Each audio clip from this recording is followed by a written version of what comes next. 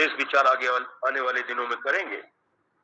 अभी यहीं विराम लेते हैं। ओम पूर्णमद पूर्णमिदम पूर्णात् पूर्णमुदच्यते पूर्णस्य पूर्णमादाय पूर्णमेवावशिष्यते।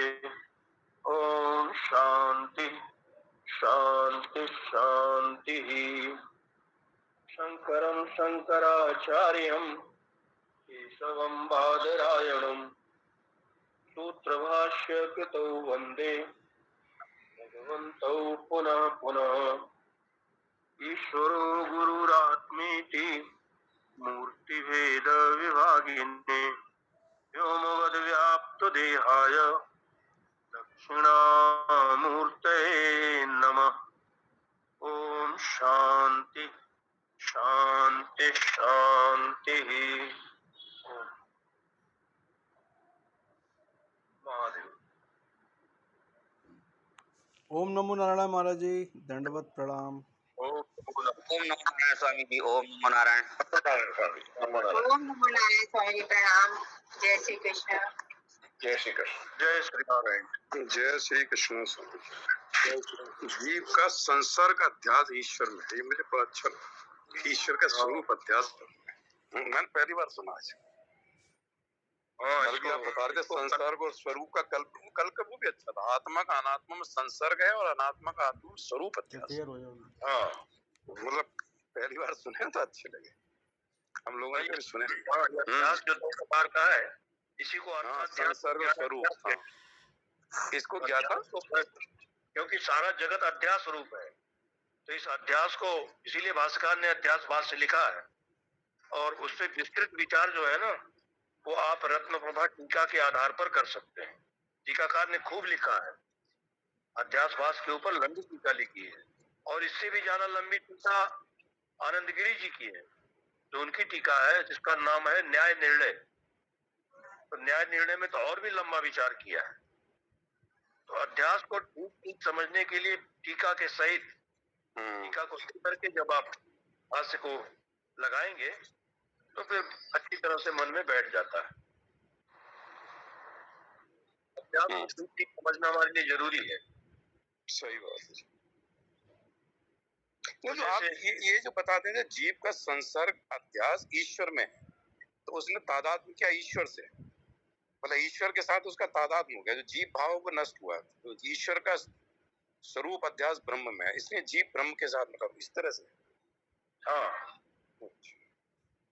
मतलब जीव ईश्वर के साथ संसर्ग अध्यास मतलब तादात्म्य करे, तादात्म्य अध्यास।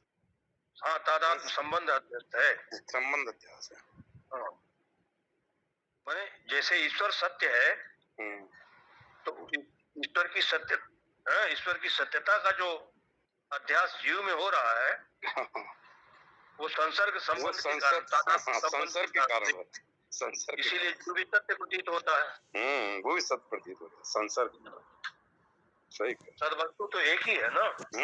सही बात है। इसलिए तो जीव भी सत्य दोनों ही अध्यस्त है। बिल्कुल। ब्रह्म की दृष्टि से देखेंगे तो ब्रह्म में दोनों ही अध्यस्त है। ब्रह्म में दोनों ही अध्यस्त।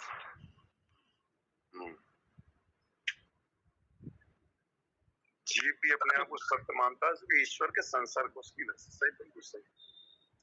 ईश्वर को जो कर्ता मानता है जीव, तो अपने कर्ताधर्तापन का आरोप ईश्वर में करता है।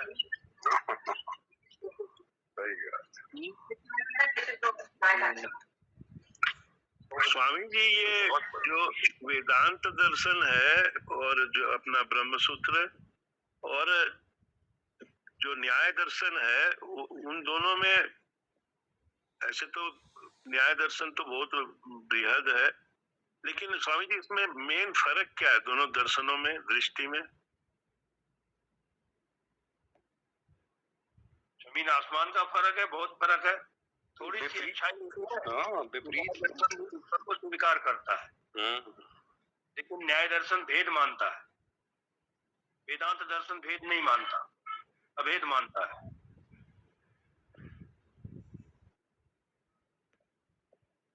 बस मुख्य अंतर तो यही है। सभी भेदवादी, वेदांत को छोड़ सकते सभी भेदवादी, मुख्य विरोध यही है। भेद हम भी व्यवहारिक दृष्टि में मानते हैं व्यवहार में, लेकिन वो भेद व्यवहार के लिए सत्य समझ लो, मतलब वो कल्पित भेद है। वास्तविक भेद तो व्यवहार काल में भी नहीं है, ये विचार से निश्चय होता है। हाँ, व्यवहार भेद को लेकर के ही होता है, अभेद में कोई व्यवहार नहीं होता। तो दर्शनों का विचार तो बहुत बहुत स्थिरता से, इसीलिए कहते हैं धैर्य, कश्चित धीरा। बहुत ये 2-4 दिन में, 10 दिन में, 2-4 साल में होने वाला नहीं, सारी जिंदगी विचार करते रहो बहुत धैर्य पूर्वक, तब हो सकता है भगवत कृपा से निश्चय पर हम पहुंच सके। ये भगवत कृपा बहुत जरूरी है। इसीलिए सहकारी साधन सत्कर्म भी है। तभी चित्त निर्मल होगा, तभी चित्त एकाग्र होगा, और ऐसे निर्मल और एकाग्र चित्त में ही ज्ञान का अवतरण हो सकता है। तो पहले तो भूमिका बनाने में ही जीवन निकल जाता है। हरिओम तत्सत। हरिओम तत्सत। जय श्री कृष्ण।